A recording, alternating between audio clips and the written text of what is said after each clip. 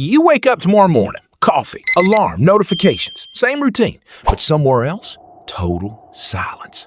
No footsteps, no engines, no voices. Because humanity is gone.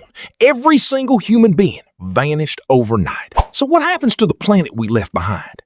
Hour 1. The power grids begin to fail. Nuclear plants without operators trigger emergency shutdowns.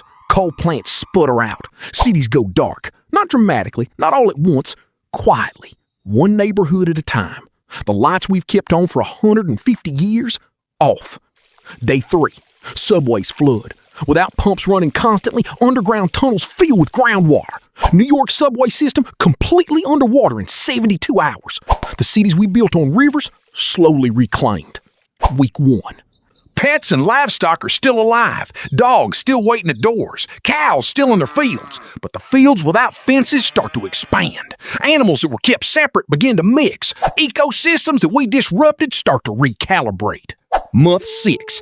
Chernobyl, a place we abandoned, is covered in forests today. Wolves, bears, eagles move back in within years. Without humans, nature doesn't mourn us. It just expands. Scientists call it rewilding. Nature calls it Tuesday. Year 1. Highways crack, not because of bombs or earthquakes, but because of plants. Roots pushing through asphalt, weeds reclaiming parking lots, the concrete jungle becoming an actual jungle. 10 years. Most wooden structures have collapsed. Paint peels, metal rusts, roofs cave in. The average house, designed to last 100 years with maintenance, lasts maybe 20 without it. But bridges, skyscrapers, steel and stone structures survive longer. Silent monuments to a species no one is left to remember.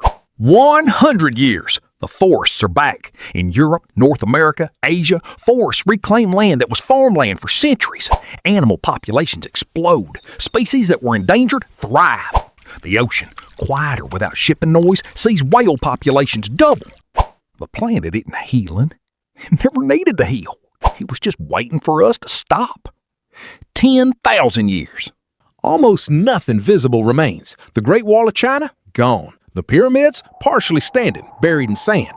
Plastic in the ocean, still there. Because plastic takes 450 years to decompose. Even 10,000 years later, traces of us remain in microplastics embedded in sediment layers. We will be the geological layer that scientists, if they ever exist again, will find and study. A thin line of plastic, carbon, and radioactive isotopes. The anthropocene.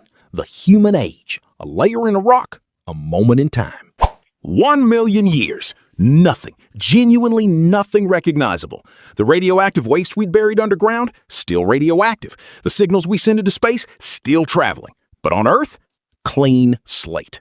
And here's the part that should stop you in your tracks. It took nature less than 1% of the time we existed to erase almost every trace of us. 300,000 years of human history. Gone in 10,000 years in nature, reclaiming what was always hers. We spent millennia convinced we were the point of all this, the center, the purpose. But the planet didn't notice we were here. And it won't notice when we're gone. Which raises the only question that actually matters. If the Earth continues perfectly without us, what exactly are we here for? Not as a reason to despair. As a reason to choose deliberately. Because if your existence leaves no mark on the rock, then the only place it can leave a mark is on the people around you, on the moments you were actually present for, on the life you built that wasn't for posterity or legacy or LinkedIn, but because it felt like the right thing to do while you were here. You have roughly 700,000 hours of life. The planet has 4.5 billion years. Make your hours mean something, not to history, but to you.